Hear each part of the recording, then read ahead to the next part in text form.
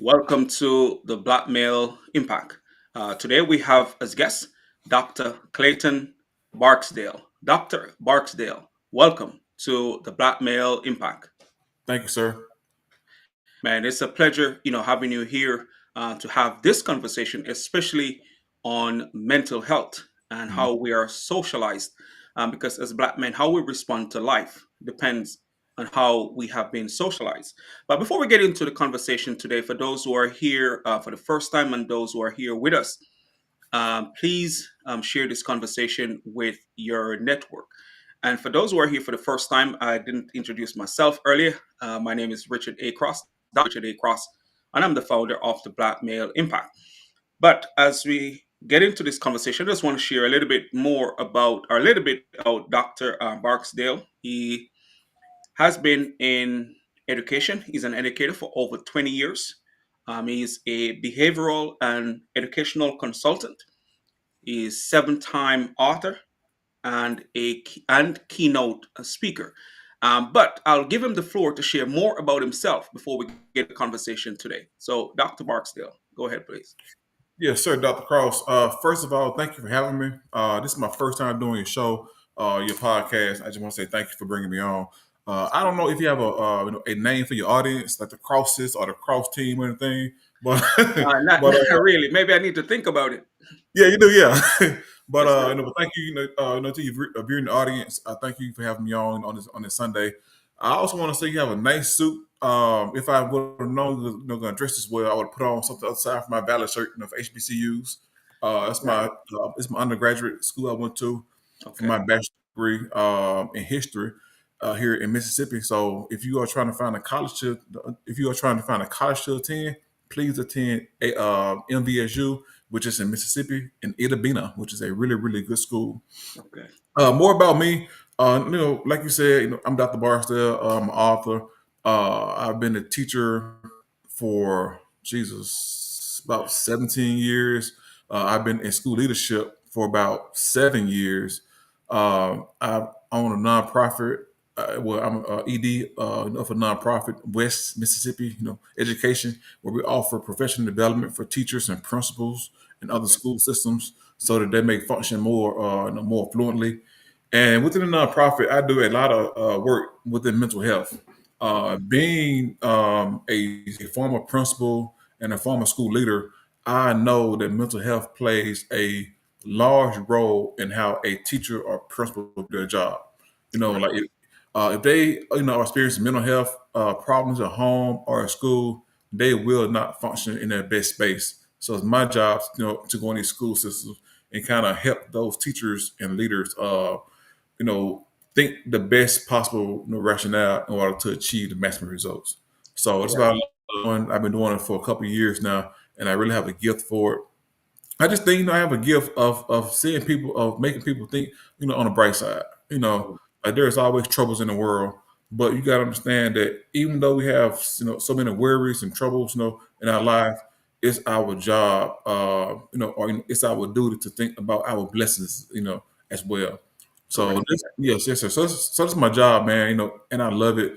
I've written about 7 books on it so far, and they are selling pretty well on Amazon. My wife and I wrote the books together, and again, everything leads back to mental health and ensuring that educators and also just people think the best in any possible scenario.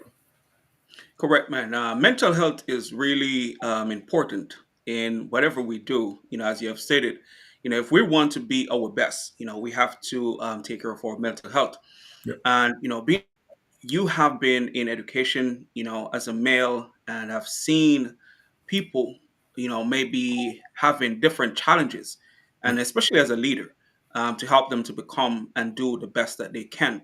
As today's conversation will be focusing more around what us as men, Black men in particularly, need to do when it comes to mental health, and some of the things that we may be afraid to address when it comes to mental health. I want to start the conversation off with this question. Do you think how we have been socialized determined our views on mental health? I think so. Because I got to start I was raised in the Delta here in Mississippi. It's it's the belt buckle to the Bible belt. So everything is really Bible centered. So I was raised in a church, a Church of God in Christ. Okay. So everything, my total upbringing was church, church, church. I was a little boy, and I recall, man, being in church all day. Sunday, and then going back on Tuesday and Wednesday, just every single day in church.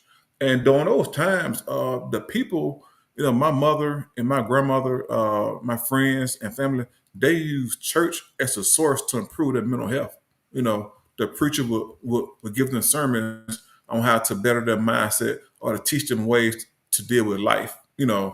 But now, and as an adult, I kind of found myself kind of going back to my upbringing and relying on those verses, on my pastor teachings in order to deal with my day to day troubles. So most of the time, so yeah, I can agree with that. That yes, sir, your upbringing and your culture has a big deal or plays a huge role on how you on socialize. Well, as you're talking about church, growing up Mhm. in church, you kind of hear say, take your burdens and give it to the Lord and stuff like that. That's true. So you're right. With the socialization piece, depending on our environment, we deal with our challenges differently.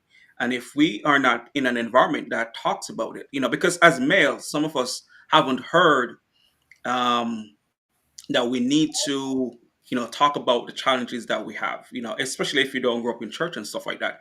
But even in those settings, men on a whole, have been taught to suppress the challenges. But I Well, want to can I go add one on. thing? Yeah, Can I go add? ahead. So yeah, we are taught to give a burden to the Lord, but also like certain verses too, that may be that may apply in your day to day. Like for example, my mom told me all the time, as a child, the Bible verse, bad company will corrupt good character. Okay. So if I know, I'm a black male, if I know that my black friends are not of good character, I know that if I'm around them long enough, that may rub off on me. You know, Correct. so it's my job to use those verses that's in the Bible or that's or being taught by my pastor to use those verses and make them apply to my life. So I know if my friend is stealing, doing things immoral, I know that stuff can rub off on me. So Correct. my job to make sure that I'm not involved in him too long, or that I'm only dealing with him for really short spurts of time. You know, so those things I've tried to do, and and I got to be honest, I'm not perfect. I'm Oh, yeah. 44 years old, and there are times in my life where I was bad company. Correct. So it all depends on what day it is now. I try to be an upstanding man. I try to make every decision that's going to benefit me and my family. But I fail. I fail every single day. But I do know that it's my job to put forth my best effort to be a good company and a good person for people and my friends and my colleagues. Well, man, and that's a valuable reminder. Hmm. I think we all have heard that, growing up, and we still, do things our way, especially growing up when Yeah, we want to fit in with our peers and stuff like that, because we want to be cool to those who we find ourselves around. But how do we develop mental strength? And do you think mental strength helps with mental health? it does. And it's kind of odd because in order to develop that mental strength, you must go through certain problems in order to build your character. Like I love reading books. I love reading poetry. Um, my best one is If. Now, I love that poem. I also love, Invictus. After learning that poem when I was pledging out for those two poems, If and Invictus. So I love poetry and I love reading. But it's one thing to have that, theoretical knowledge, but it's another thing to have the knowledge that you actually earn going through the process, that practical knowledge. So like for an example, I've been in school leadership for a long time, and one thing I learned was anytime when you bring some, not all, but some people to your office to speak about their performance, they won't take it well. They're gonna once they leave the meeting, they're gonna talk about you. They're gonna write emails on you. They're gonna do everything to some. They may do everything they can to destroy your reputation around the school and community. So it's up to me to build that mental strength to know how to go through that trial that I'm experiencing. I can't build this character or the strength up if I never experience these barriers to success. Oh wow, man, and that is really profound and a good way to look at it. The challenges that we experience, we must not take them personally Yeah, and realize, what we can learn from it. that's right. Because if we don't go through the process, as you stated, we will not develop the strength that we need. And Correct. sometimes, we only look at the problems and not looking at the lessons that we need to gain from the Right. problems. Because, we all have different experiences in life. And some of those experiences are there to really teach us, to help us to become better. So the mindset is really important when it comes to, as you mentioned, developing mental strength and dealing with problems as we experience them through life. We have a few people here, share a few comments, and maybe you can see them on your side. I will, you know, acknowledge a few of them shortly.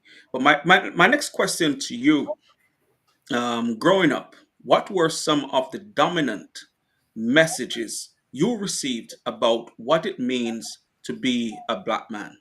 That's a good question. And last night, I actually called my sister and my brother to talk to them about that because I was raised in a single home. My mother, she was the main provider, and my father, he lived across town, about 2 miles away, and he really wasn't involved in our lives. So I called my sister, and my brother, just to see about our upbringing because I may see it from one point of view, they may have a different perspective, Correct. and and I said, when we were growing up, did Mama, did she kind of make it so like, did she let us know that we were black? Like, did she raise us with an Afrocentric message? Like, hey, you a black man, make sure you go in and do well. And and they confirmed my suspicion. And both of them said, nah, she really didn't.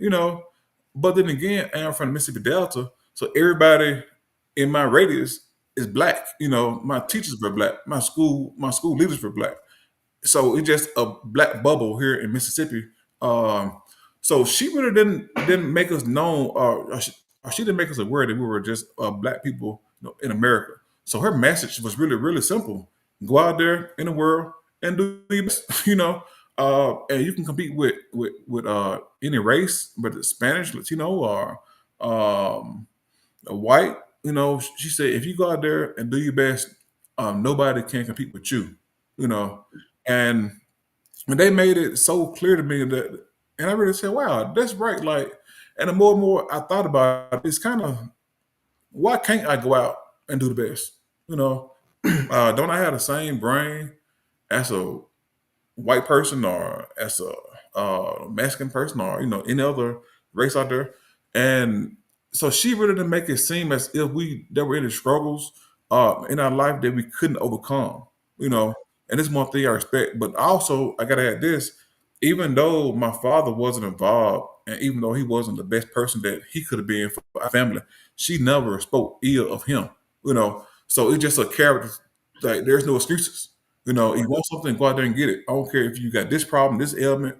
Ain't no excuses for you not to be successful in this world. And she didn't let us know that we were, at a handicap or anything because of our race. She didn't believe in that. She was really, really adamant about going out there in the world and get what you want. And there's no excuses for you not to be successful. And that's a great way to have, like, what I would say, just in an environment where you hear those affirmations, as a black male growing up, Yeah, yeah, because a lot of us are exposed to the negative and the negative stereotypes and the labels, that's right. when it comes to us as black male and what we cannot do, and to be in a home where you are told what you can do despite what you Yeah, may have or may not have, is a great way to approach life, because you don't know, despite of you being in a home with your mom, a single mom, you can still go out there and compete with Mhm. everyone else, That's right. in the world. And let me add this also, just to tell you about my mom and the kind of person that she is. So she was diagnosed with diabetes about 5 years ago, and it was so bad that she had to lose her leg. Uh, Wow. yeah. So they cut her leg off below the knee, and I came over to visit one day, and I hired a painter to paint her house. She said, "No, I'm gonna do it." Like, Wow. Mom, we got one leg. Like, how can you do it? You got one leg. I said, "No, Mom. So I'm gonna bring this guy in. He's gonna come paint your house. Your living room, and that's gonna be it. I'm gonna pay him and be done with it." He said, "No. I'm painting my own house. No, he can leave." And she told the guy to leave. And I was upset about it. And I left. And I came back the next day to check on her, and she painted the wall Wow. up to like midway. So the only part that she can reach, and then she painted it. I said, "This lady is so strong minded. Wow. She's so strong minded. That if she set her mind on doing something, she's gonna do it." And she painted the wall halfway, and we brought in the guy to paint the top layer of the wall. But I'm just kind of showing you that the kind of person that she was, that Yeah. she was really resilient, and she was going to get what she wanted despite any ailments that she was going through. She's really a resilient man.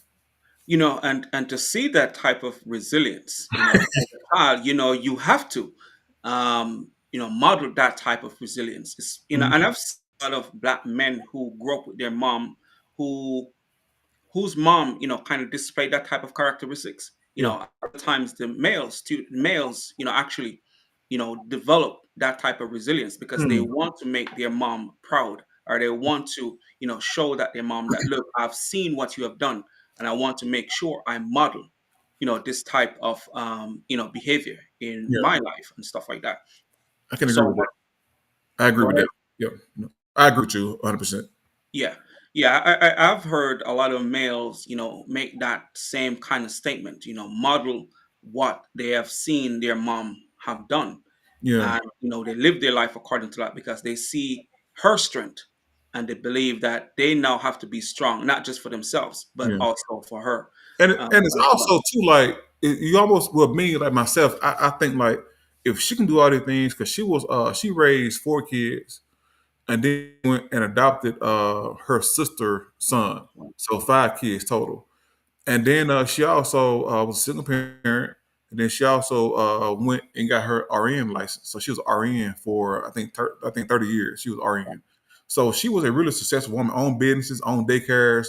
And then on Saturdays, she taught Bible study for the whole community. So people Wow. from the community will come to our house and learn about the Bible. And me seeing her, if I didn't go out there and do my best, and I'm not taking away from her or women, but if a woman can do this, if my mama can do all these things, why can't I, being a man with more resources that's available to me now, why can't Correct. I go out there and have the same type of success? Like there is no excuse for not being successful. Like I just can't fathom that. Man, that's a great way to look at it. And as I said earlier, there are a lot of black men out there who have done great just Mhm. because of what their mom have done. Yeah. They looked at her strength and realized that, what, I got to do even better, Hmm. just because of what she have done, Hmm. for us as, growing up and stuff like that. But my next question to you is, how has your socialization shaped the way you see yourself today?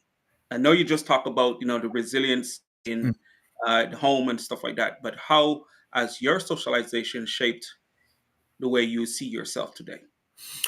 Well, kind of going off what I said originally about bad company corrupts good character, I believe they work in the opposite direction as well. Good company will make you better. I believe that the Bible said iron sharpens iron. So what I Mhm. did was I have a really strong friend group, of successful black men that's really successful and doing great things in their community. And really, we have a group chat going on. It's me and 3 other guys. They are vice presidents of schools, or they have a real estate business here in Mississippi. They are doing some really really big things. So I often find myself, competing with them.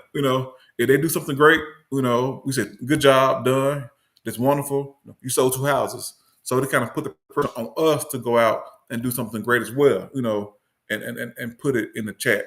So it's like we have a really healthy, partnership where we compete against each other to make sure, and also to ensure that we stay on the same track of doing great things, within the community, or for our families, or within our own personal lives. It One I may put in a group chat, "Hey y'all, I sent my wife roses today," and guess what? A couple days later, all of a sudden, our wives roses. So Right. so we just have a really healthy, competitive friendship that keep all of us sharpening ourselves to ensure that we are the best people that we can be on earth while we're still here. What's the other part of the question again? I'm sorry. Well, how has your socialization shaped the way you see yourself today? Yeah. But you just kind of answer it, based on the environment that we are, the people we are around, Mhm. we're going to model their behaviors, just as how your peers, if they do something good, you want to do the same. Yeah, And it goes back to what you have been told, as a child, bad company corrupts good character. that's right. So if we are around positive people, Yep. we are more likely to be positive. And that's one thing that we have to practice as men if we want to do better. One, we have to be the example, but we Hmm. also, in that same breath, hold ourselves and others that we are around accountable to Yep. do the things that we believe will change the narrative. Because there's a narrative out there when it comes to us as Black men, and it's up to us to change it. And the people who are around can help change the narrative. And let me add this also. I've been married for 23 years, and I wish I could say that it been a perfect relationship. We had to have our spats and everything. And I had this friend been married, I think, 10 years. His name Eric. He lives in Georgia. And sometimes when I get into the spat with my wife, I call him, for advice, thinking he's gonna be on my side. We've been friends for a long time. I mean, since like third grade friendship. Wow. So I tell him everything. Hey, Eric, she did this or she said this, she said this. He said, "Well, Clay, guess what? You the head, of the household, so you got to go in there and make it right." I'm like, "What?" So I don't care what I do or what she did. He got to put it back on me. Well, Right. Clay, it's your job to go in there and make things right. You got to go, like, man. So we don't, like you say, we hold each other accountable. Right. And oftentimes, once I make things right, or once we make things right, a day later, we can't even recall what we was mad at. So, though the bumps in the road can become mountains if not addressed quickly, you know, honestly, so there are a lot of times after talking to my group or my friends, they hold me accountable and say, "Well, Clay, I know you may feel this way, but you got to go in there and make things right. Go in there, apologize, go do what you need to do to make sure that you have a peaceful home for you and for your kids." And that's what we do. Man, and that's important, because sometimes we think we want friends to agree with us, but we want Yeah, people around us that's going to tell us the truth. And not always, the truth is not always what we yeah, want to hear. It's important yeah. because we'll make decisions, based on how we feel in that moment. But good friends, will make sure you check yourself first Man, yeah, they before you do. Yeah, make, those decisions that may hurt you or hurt us later in our lives. But I just want to acknowledge, I think this is Padella, say community is key, and Sophia Davis Fagan, keep doing the incredible work you're doing to support others, especially when it comes to mental health. So, this is a really important conversation. And as Black men, we need to have more conversation on this topic, not just because we want to talk about it, but it also provide that safe space to acknowledge what we're doing and some of the things that we need to do as we move forward. So my next question to you is, can you share a time when you challenged a stereotype placed on you as a black man? Yeah, I got a bunch of those. I'm just this one. I know you can't tell now, but I wear suits a whole lot. I mean, I don't even have any chill clothes. I wear just suits all the time. I don't have any tennis shoes, man. Everything I wear like is all business suits. Correct. And I went into the school one time, and I was replacing a principal that was kind of a casual dress. So the community had got used to him being a casual dresser and everything, and I came in wearing suits, which is just my daily attire. I wasn't thinking none of it. My beard was much thicker. I came in wearing suits all the time, and I was just really professional with everybody, and it led to a lot of complaints with the superintendent. Wow. He said, "Well, Barksdale, I think you need to stop wearing suits, and you probably need to shave your beard too, because people they are, you kind of big, I'm a guy, you probably can't tell now, but I'm kind of big guy." He said that people are, intimidated by your presence. I'm like, really? Like, I may come off as this big guy, but I'm really, I love joking around. I love playing. So I found myself days later, kind of, lessening my appearance. Start wearing collar shirts, start wearing Dockers and like those dress shoes, kind of those casual dress shoes. But it really wasn't me. I didn't feel comfortable wearing those things because that's not how I always presented myself. Correct. But I felt that was a big stereotype. Why would you be offended by a professional guy wearing suits all the time? Talking about the policy, saying what we can't do if it's not policy, policy, policy. That didn't go well with certain people in the community, and I had to fight the stereotypes to be seen as just a person there to do a job for all students and teachers and the community that I serve. Well, you know what, man, just listening to, that experience, and they said they are what you said they said about you dressing professional. Yeah, I They're was inti- advised. Yeah, so I was they're advised. threatened. Yeah, I was advised to stop wearing suits and to shave my beard and to come off as less of a threat. Well, man, look, man, if a black man dress professional, it's not intimidating. It's threatened by, your excellence, by your leadership, by the way you present, because what they want us to do is, and it's so funny. If we dress down and wear Yeah. jeans, it's a problem. If we dress up and wear suits, it's a problem. And I tell you, I every environment that I go in, it Mhm, doesn't matter if people are dressing casual. mhm. I'm going to dress in a suit every single day. I'm even going to show up at events that they're supposed to be wearing t-shirt in my Yeah. suit. I I don't change my Yeah. appearance to accommodate those who are intimidated Mhm. by how I show up. That's just me. Yeah, Um, but but I can relate to what you're saying. my wife and I, we go to these sneaker balls all the time. These sneaker balls where you dress professional but wear like tennis shoes. I don't wear tennis shoes. I stick with my dress shoes. Like I can't wear sneakers with a suit. Like they Yeah, don't look good to me. So I still wear my suit and my shoes and like Clay. That's not the thing. Like I know, but I just can't do it. man, I can't do it. I see it all the time. I'm wondering how people do it. I've never participated in any of those events Yeah, where where we wear suits and sneakers. yeah, right, But I think it's just to get us as black men to lower our standards, because yeah. Hmm. once we raise our standards and we operate in that standard, people will be threatened by it, because one, I believe the world know our greatness, and sometimes if they can tell you to dim that light and you succumb to dimming that light, Yeah, it makes those around you more comfortable. But that's not how we should live. yeah. Especially that also can affect us from a mental health standpoint, Hmm. because if I have to do things to please you every time, Yeah, then I'm not pleasing me. right. And being that I'm not pleasing me, then it's going to affect my perception of self and how I perform, because now I'm going to be uncomfortable because I'm only doing things to please those who are around me.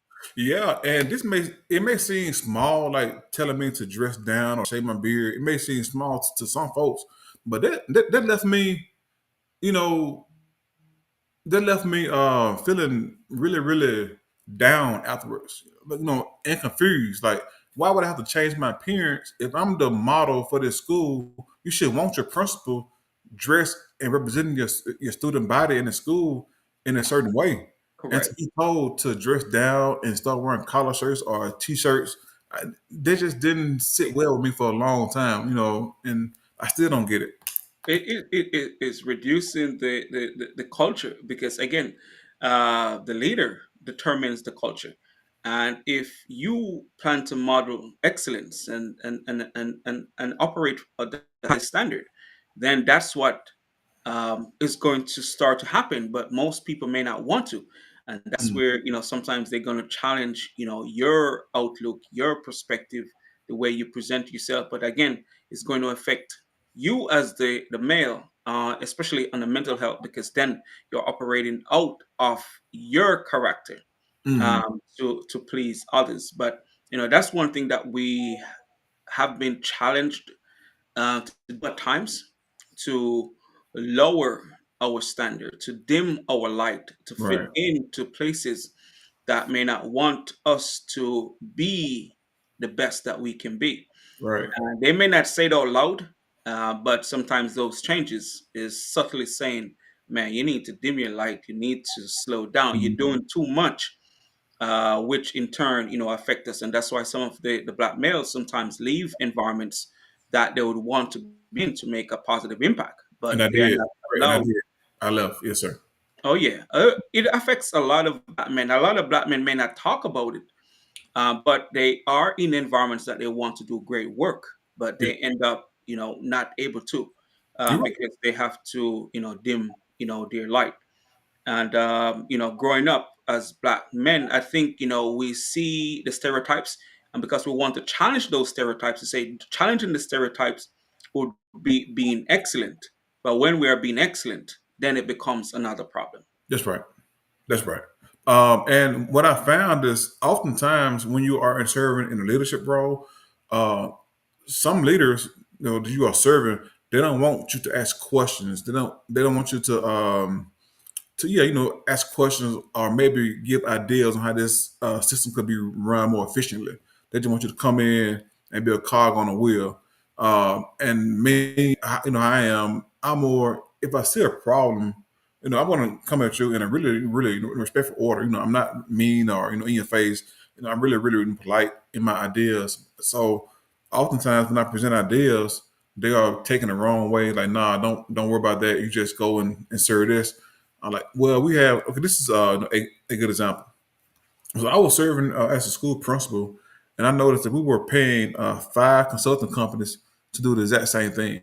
You know, I'm like, we spending money, part of my budget on 5 companies serving the school system the same way, and for the companies we're not using, we're just still paying them this monthly amount, and we're not using them. We're using it. No, we use company A.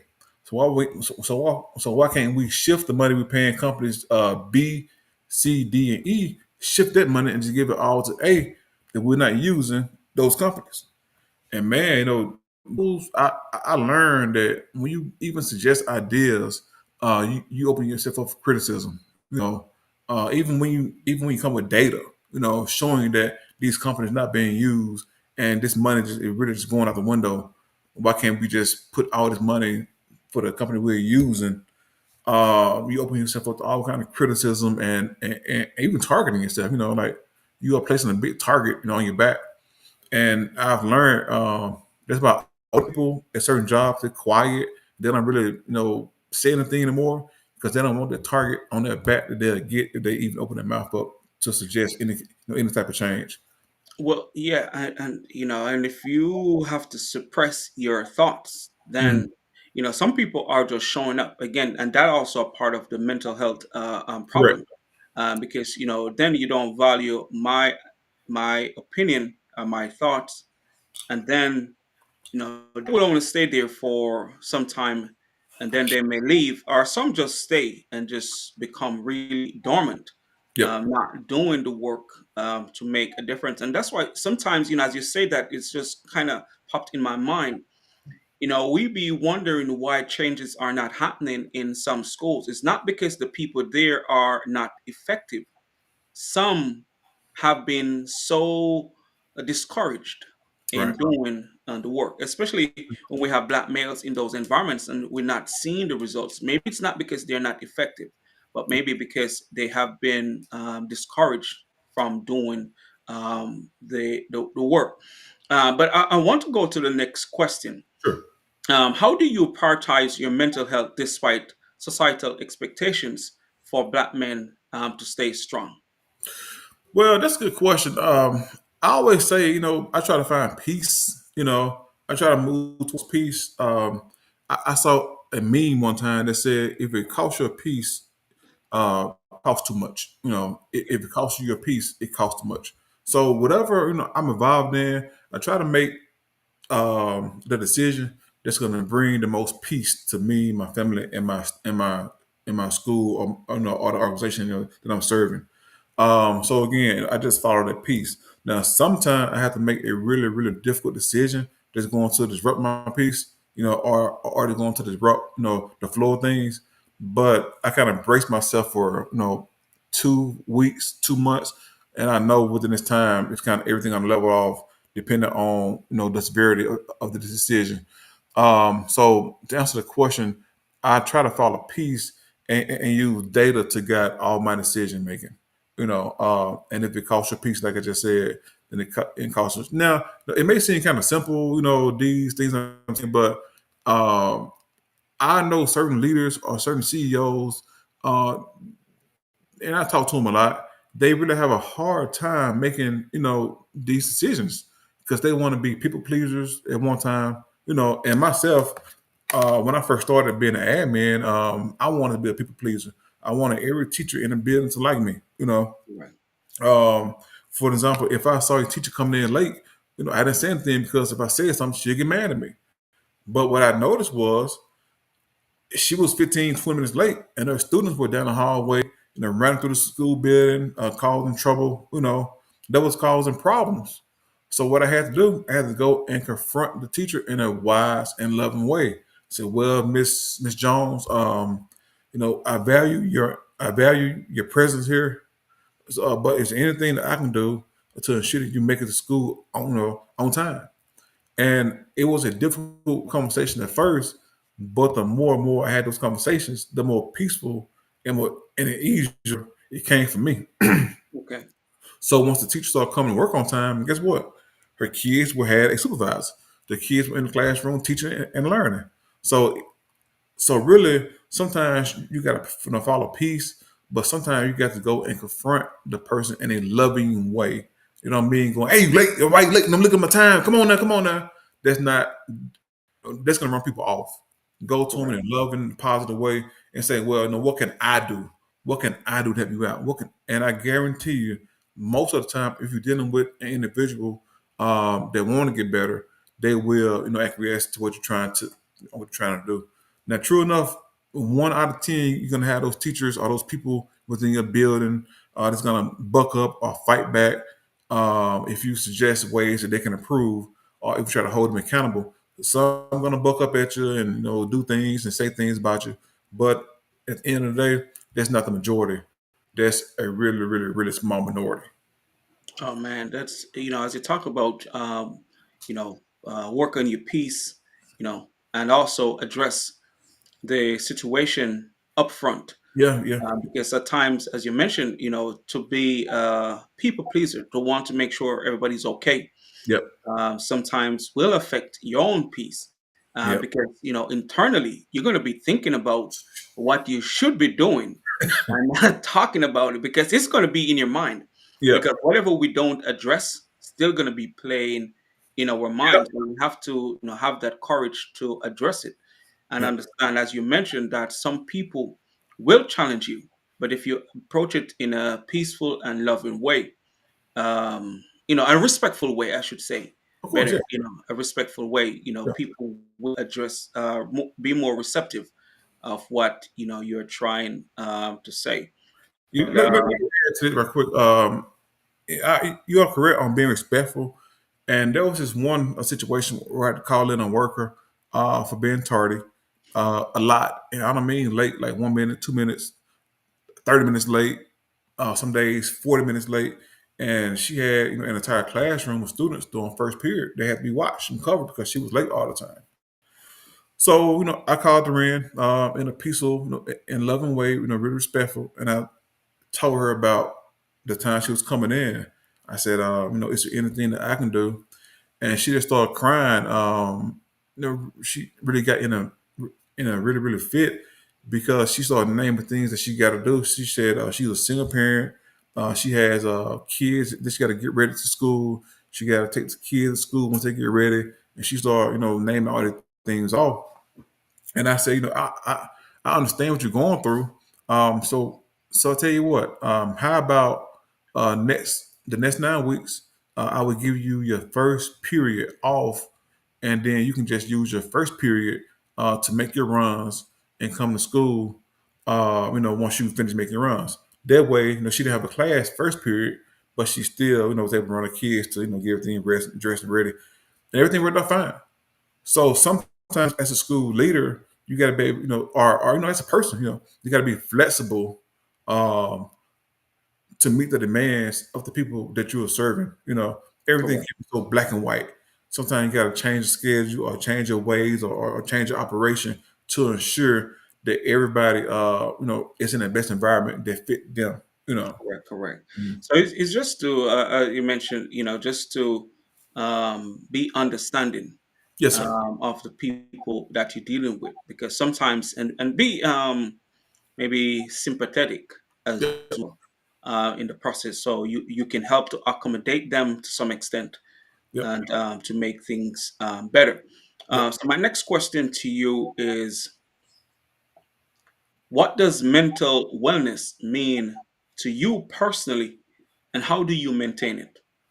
Yes. Even I think we are both in the same boat. We both serve people.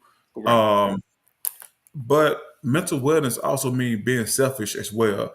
We got to put ourselves first sometimes. If you're not putting yourself first and you're putting everybody ahead of you, that's not good for your mental health.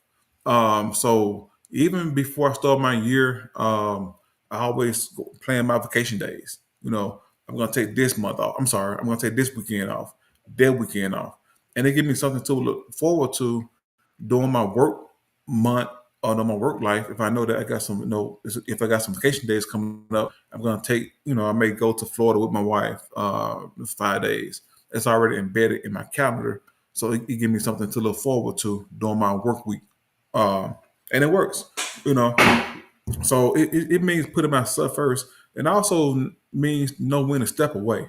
You know, Correct. like the school district I was working for, I told you about the guy told me to start wearing suits more. I understood that school system, it wasn't for me. They wasn't used to following policy. They were used to doing things their own way. But I mean, I'm the guy where I like to follow the policy to ensure that my job is safe and that I'm not in jail. Correct. So Correct. sometimes, every story won't have a good ending for you. I love to say I fought, and I fought. But now sometimes you gotta know when to step away. You know, Correct. sometimes you got to learn the serenity prayer and actually put it into practice. Lord, grant me to know the things that I can change and the things that I can't change. Correct. And some things just can't be changed. Some things are bigger than you. Yeah. Some fights ain't your fights. You know, so knowing when to walk away is really beneficial. And I think a lot of people are going through mental health crises right now because they are staying in a situation too long. They don't want to leave. They don't want to say that they gave up. Like, nah, sir, nah, brother. Sometimes you got to just walk away. Whether it be a relationship, whether it be a job opportunity, a friendship, you got to know when to cut your losses. If not, it can drag you down.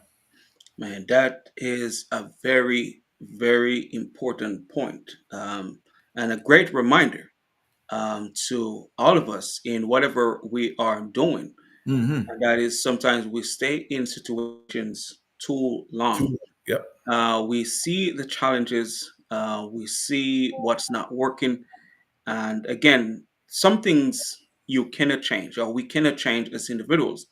And if we try to change it and it's not changing, then, as you mentioned, the best thing to do sometimes is to step away, Yep. because you don't want to be in situations that's going to drag you down and make you start thinking less of yourself. But also a great reminder, as you talk when we talk about to maintain our mental health and mental wellness, as yourself put self-care as part of Hmm. what we do, because a lot of people just keep doing and keep doing and keep doing for others and never take the time to take care of self. And those are really good reminders in regards to maintaining our mental health and make sure we are taking care of ourselves, Yeah, because I'll add this one thing as well. Setting boundaries as well. You got to know your limitations. The things that you will do and the things that you won't do as a professional and as a person. You know, if you make it okay for people to come to your house at 5 o'clock in the morning, if you never address it, guess what? They're gonna come.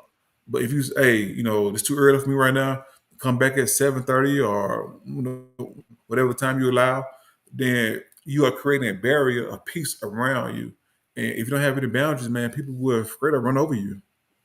and that also is a great reminder to maintain mental health, Yeah, because some people they have no boundaries, and if you don't set any, they will take advantage yeah, of your you just being open to whatever yeah. stuff like that. So that's a great reminder.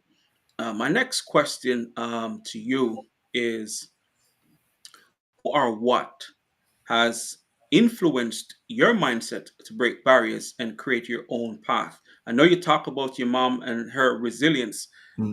but who or what has influenced your mindset to break barriers and create your own path? Good question, man. I'm glad you asked the question.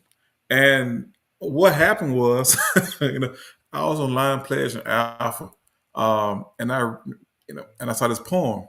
The poem was called "Man in the Arena." When I read this poem by Roosevelt, it's like everything in my mind started just triggering. Everything started just going off. And in the poem, he speaks about, you know what? The only thing that matters in life is if you try. Just try. You may fail, you may not be successful, but guess what? You will never know if you don't try. So when I read that poem, man, it just really fit me so well, and I started applying it in my life. On top of my mother's teachings, what she taught me as a child. Because this is a president. I think he was the 26th president of the U.S. Uh, and he did all these great things. He telling you, you know what? I wouldn't have been president. I wouldn't have done this if I never would have tried. So when I read the poem, man, it's like it just everything in my life came full circle. And at that point, I decided that there is nothing that I can do if I put my mind to it. I can be a principal, a superintendent, or I can be a good dad or a good husband or a business owner. Like there is nothing I can't do if I just go in and put my best foot forward. And guess what? If I fail, guess what? I still try. you know, So right now in my life at this stage, I think if I put my mind on something, I really believe that I can be successful. But if I'm not successful, the only thing that matters is I tried. Man, and that's a very important reminder, Mhm. because a lot of times, especially as men, we if we don't have an example, immediate example, we may think that we cannot do it, Mhm. and because that's the environment we grew up in. And if we don't try, as you mentioned, and some of us may not try, because the first thing that may come to our mind, that what, maybe I can't do this, Yeah, and not being exposed to it or have the example of it, right. doubt will start to creep in. That's right. But that's a great reminder, as you mentioned, Mhm. that we try what we want to accomplish, because the least can happen is that we don't achieve it. Yeah. And if we don't achieve it, we didn't have it in the first place. But yes, we have to pursue it if we want a chance to achieve it. And also, I have 4 kids. I have 2 sons and 2 daughters, and I really believe that it's my job for them to see their father going out and trying these great things. They got to see this kind of stuff coming from their dad. I just can't be lackadaisical type of guy. I got kids that's watching me, and they got to see me at least attempting to change things in my communities for the better. And I believe if they see me enough doing these things, then it may take root in their mind that they're going to try to be change agents too. I'm pretty sure you saw this video, the shootout that happened recently. There was a shootout, I think, in Philadelphia, where the guys were shooting guns on the porch, like these young Oh young yeah, black. yeah, yeah. I saw something. Yeah, like these young black guys, they were having a shootout on a porch, just straight up shooting, in the middle of a neighborhood, trying to kill somebody. Yeah, And yeah, I saw that. when I see the kind of stuff, I just get so sad. Like, man, those guys can do anything. They can be anything they want, but here they are trying to be murderers. Like, Wow. y'all can be anything, and here you are trying to murder somebody. They just it's It's the mindset that is what they are exposed to, and they may think that's the only way. This morning I saw this guy talking about his experience spending 28 years in prison, mm, and it comes from the same poor choices. Just as how mm, you saw those guys in Philadelphia, shooting at each other. And he said, it's the same poor choices. He was not talking about that experience that happened there in Philadelphia, okay. but it's the poor choices that he made Mm, when he was much younger, following peers and want to mm, do what he see in his community, and it led him to serving 28 years. So we have to, and sometimes it's not it could be a mental health, not knowing how to deal with depression, not knowing how to deal with what's not working, not knowing how to deal with shortcomings or mistakes that one made. But it's to help them to make better choices, because sometimes the poor choice becomes something that led them to, or lead them to getting involved in the justice system on the wrong side, right. and it just start to escalate and end up serving time in prison. But and being that you asked that question, I want to ask this: how has mentorship, because I believe some of those young people need mentorship, but how has mentorship, either giving or receiving, impact your journey? Oh man, that's a good question. And I had some really great mentors in my life. Um, and I've been a mentor to so many people.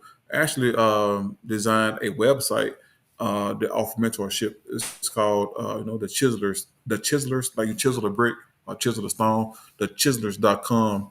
Well, if you are a mentor or want to serve someone, you can sign up for the website, put in your expertise, the days and times that you are available, and people will contact you, within your area to see if you can come in and volunteer during the time you are available. But I had some great mentors, and my big brother Calvin, he he was like my father growing up. He was my older brother, and he always kept me, on the straight and narrow. He was the one that always told me what to do, what not to do. You know, so I really credit a lot of my upbringing to him being the father figure, in my life, to ensure I stay on the right track. So being he was a positive mentor, and I know for a fact, without his words, I wouldn't have been here. And I don't care, no matter what I went through, no matter what I called him with, no matter what I was facing, he still told me Clay. Well, he called me Pooh, my childhood name. He still called me. I'm a grown man. He called Pooh by my big brother. He said, "Well, Pooh, you still can do it. You still can try. Just, just go through with it." I mean, from times I've been married for 23 years. There were times, man, where I wanted to get a divorce, where I was this close to the courthouse. Like, baby, this ain't gonna work. We can't do it. I called him up for advice. He said, "Nah, man, fight through it, fight, fight for your family." And I listened to him. So there are a lot of times I always had a good person to go to when I was going through certain trials and tribulations. Him being one of them. My other friend group, my frat brothers, they were some good people in my life that always advised me to do the right thing. Even when I didn't want to, they still advised me what to do, and they battled their words sometimes with scripture and with data. Like, well, Clay, if you do this, this can happen to you. If you do that, they're gonna happen to you. So I always had some really good mentors, whether my peers or people older than me, that were able to come in and teach me the rules to the game. Because this is what it is in the professional world. It's a big game, and if you don't know the rules to survive in this, white play the game, you will get put out the game. Right. So you got to know certain rules and customs and norms on how to conduct yourself, on what to say, what not to say, in order to protect yourself and to protect your assets. And I think I had some good people in my life that taught me the rules to the game. Um, I'm a really busy guy, but I still serve. I still mentor, and there are some young guys, some young black guys, they force themselves on you. It's like you wake up in the morning, got a missed phone call from them or a text, hey, Barstow called me thinking about you, they just kind of force themselves, inside your circle, you know. But I did with those guys better because they kind of force you to spend time with them. And I do a really good job doing that. And some people I think about, out the blue, I call them and tell them, keep going. I saw your status on Facebook. I kind of went through a similar experience. I tell them my experiences and how I got through it. And just reaching out to people, and being involved. And being a mentor and having mentors help save my life. I know that for sure. Man, that's not so too much to add to what you just said, but just have, as you mentioned, just to have the right people in your circle, Yeah, yeah, to that you can trust and share your challenges with, who you believe can give you good advice, and vice versa, where you can provide advice to others. And sometimes, as you mentioned, just to reach out to people that we know and just say, man, keep going, or just just share an encouraging word at times, may just save their life in that moment. yeah, Because I've heard a guy said he was knocking on a door. He was like a salesperson, and the person that he went, he was like a guy that had comedy to his selling pitch and whatever he's mhm, doing. And that lady came out, and when he got her attention, and she just started crying and said, "Man, you just saved my life." Just as though, just by randomly, sharing things to help encourage people. You may not know what they're going through, but as mentors, we have to check in on other people, and just to make sure they are doing the best that they can, right. on their journey. So it's important, being a mentor and being mentored by others who believe have our best interests at heart. Mhm. And a Um, check-in, and a check-in can be like 5 minutes or 2 minutes or a brief phone call. It yeah. doesn't gotta be this long dinner or anything. Just a call. Hey, how you doing? Checking on you. I read what you post on social media. Are you okay? All right, praying for you, man. I'll talk to you later. They don't got to be a long, drawn out relationship or a long conversation. Just checking in with people because you just never know. Like you said, in that moment, you never know what people are going through. So just check in. How you doing? Praying for you, brother. Love you, man. All right, man. Talk to you later. Oh yeah, man. That's important, and that is so important. But before I ask we are almost at the top of the hour. I'm going to ask maybe two more questions. Sure, sure. But if you could teach young black men one thing about mental health and resilience, what would it be? Good question. I think I would teach young black men this one critical need or one critical topic here. We are not heroes. I'm sorry. We are not superheroes. Okay. We have weaknesses, we have struggles, we have trials, we have tribulations. And I know you want to help out, you want to save the world, but you can't be all things for all people. You got to know when to do your best, and then you got to know when to say, you know what, this is too big for me. I need help. Know when to ask for help. You cannot do it yourself. Get help. If I remember correctly, the story of Moses, once he was appointed the leader of the Jews, he tried to do all these things by himself. And his father-in-law Jethro said, "No, Moses, you need to delegate this stuff. Delegate these leadership skills you have. Find people over here, over there. Get help. You know." So I would advise any person to get help. You cannot do it all. I know you want to. I know you want. You want to have a bit, bravado going on. Wow, I'm a man. I can do it. Nah, you need help. You can't do it by yourself. Get help, and the more help that you get, it will make your job easier. And also, guess what? It'll spread your influence. Yeah, Because yeah. those people that you helping are people that you went to for help. They got people that they are tied to. They can get Correct. help for you. Correct. So don't put yourself on an island, man. Get help, man. Get help. Get help to help complete your task. Man, that is a very important reminder, Hmm. because as men, we think Yep. we can do it all. Man, it is something that's been ingrained in us, and Yep. it seems like we're born that way because Yep. even as a child, you just want to do it.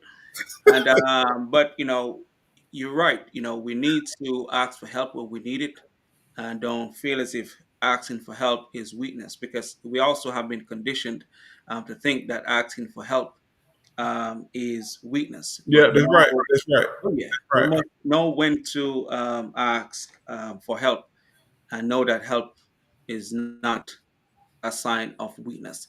Let me say this one thing right quick before you move on.